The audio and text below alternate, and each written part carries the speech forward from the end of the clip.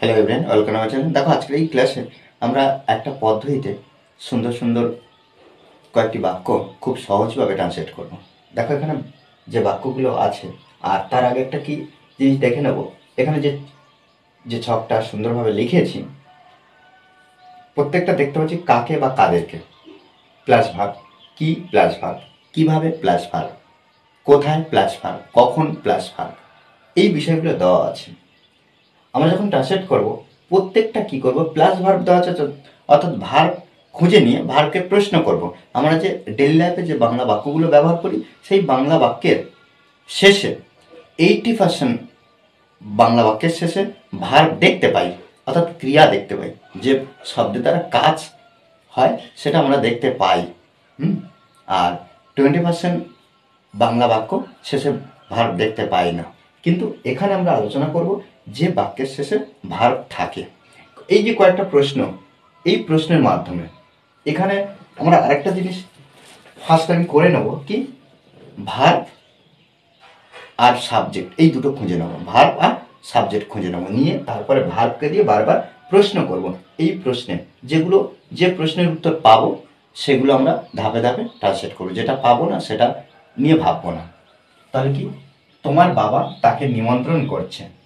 হ্যাঁ, এই যে নিমন্ত্রণ করছে, তারপরে কি, আমরা তার ক্লাসে যোগদান করছি, তারপর ভিক্ষা করছে, এই যে ভাঙছে, এগুলো সব কি ভার্ব, এটা সব ভার্ব।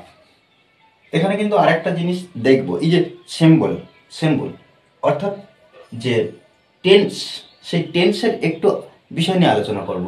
যখন আমরা দেখব যে যে নিমন্ত্রণ করছে, অর্থাৎ বাংলা বাক্যের শেষে যে দেখতে পাচ্ছি ভার্বে করছি, অর্থাৎ করছে, করতেছে, তেছো, তেছি, তেছেন, এগুলো যখন থাকবে তখন আমরা কি করব, অ্যাম, ইজ, আর প্লাস যে ভার্ব পাবো সেই ভার্ব ওয়ান, অর্থাৎ ভার্বের প্রেজেন্ট ফর্ম সঙ্গে আমরা কি করব, আইএনজি যুক্ত করব। এটা কিসের জন্য, এই সিম্বলটা কিসের জন্য না, এখানে তেছো, তেছেন, তেছি, এই বিষয়গুলো যখন আমরা দেখব, প্রত্যেকবার দেখো করছে, করছি, করছে, ভাঙছে, এটা আমরা যে সিম্বলটা করেছি তেছো, তেছেন, তেছি, এই বিষয়গুলোর জন্য। তাহলে এখানে ভার্ব খুঁজে পেলাম। তারপর সাবজেক্ট, তোমার বাবা তাকে নিমন্ত্রণ করছে। সাবজেক্টকে তোমার বাবা। সাবজেক্ট আমরা জানি বাক্যের মধ্যে যে কর্তা, অর্থাৎ প্রধান, বা যাকে যে সবাই পরিচালনা করবে বা যার সম্পর্কে কিছু বলা হবে। আমরা তার ক্লাসে যোগদান করছি, কারা, আমরা। এখানে সাবজেক্ট, সে তার সন্তানের জন্য ভিক্ষা করছে, সে, অর্থাৎ এখানে সাবজেক্ট। শিশুটি একটি আয়না ভাঙছে, তাহলে কে, শিশুটি, এখানেও সাবজেক্ট। এবারে কি করব না, ভার্ব আর সাবজেক্ট মানে খুঁজে পেয়েছি, প্রশ্ন করব ভার্ব দিয়ে। আচ্ছা, নিমন্ত্রণ করছে, কাকে বা কাদেরকে নিমন্ত্রণ করছে, আমরা কি পাচ্ছি, হ্যাঁ পাচ্ছি, এখানে এটাই ওয়ান। তাহলে এখানে এক একটা খুঁজবো আর একটা ট্রান্সলেট করবো। তাহলে এখানে তোমার বাবা, ইয়োর ফাদার, এই যে নিমন্ত্রণ করছে, এই সিম্বলের জন্য আমরা কি করছি না, হেল্পিং ভার্বের মধ্যে যে কোনো একটা আমরা বসাবো। তাহলে ইয়োর ফাদার ইজ বসাবো, ইজ। আর ইনভাইট মানে কি, নিমন্ত্রণ করা, তাহলে ইনভাইটিং,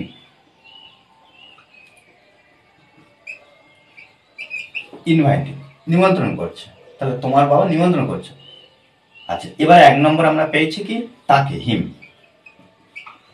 ওকে, আমরা তার ক্লাসে যোগদান করছি, এই যে আমরা তার ক্লাসে যোগদান করছি, এবারে যোগদান করছি এটা দিয়ে প্রশ্ন করব, কাকে বা কাদেরকে যোগদান করছি, হচ্ছে না, কি যোগদান করছি, হচ্ছে না, কিভাবে করছি, কোথায় করছি, কখন করছি, হচ্ছে না।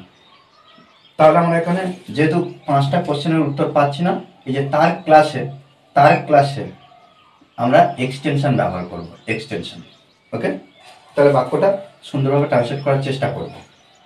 আমরা, উই, এখানে এই যে সিম্বল যোগদান করছি, এই যে যোগদান করছি, তাহলে উই এর পরে আমরা আর ব্যবহার করব। উই আর যোগদান করা কি জয়েন, তাহলে জয়নিং, JOINING। তাহলে উই আর জয়নিং, আমরা যোগদান করছি তার ক্লাসে, হিজ ক্লাস। ওকে, সে তার সন্তানের জন্য ভিক্ষা করছে। এখানে দেখো ভিক্ষা করছে, এটা দিয়ে প্রশ্ন করব, এই যে এখানে কাকে বা কার জন্য ভিক্ষা করছে, এই যে কাকে ভিক্ষা করছে বা কার জন্য ভিক্ষা করছে, এটা আমরা ব্যবহার করতে পারি। হ্যাঁ, সেক্ষেত্রে আমরা এখানে 1 নম্বর ব্যবহার করব। ভিক্ষাটা করছে কি কাকে বা কাদের জন্য, তার সন্তানের জন্য। তাহলে এখানে ভিক্ষা করছে, কে ভিক্ষা করছে, সে, সি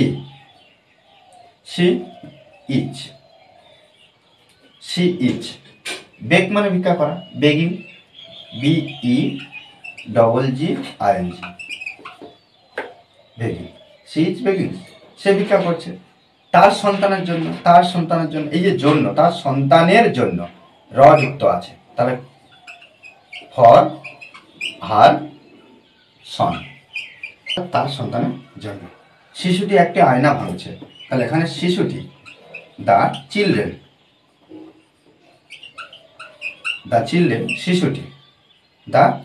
শিশুটি। আচ্ছা, এখানে আমরা প্রশ্ন করব ভাঙছে, কি ভাঙছে, এখানে কির উত্তর পাচ্ছি, একটি আয়না, তাহলে এখানে এটা 2 নম্বর।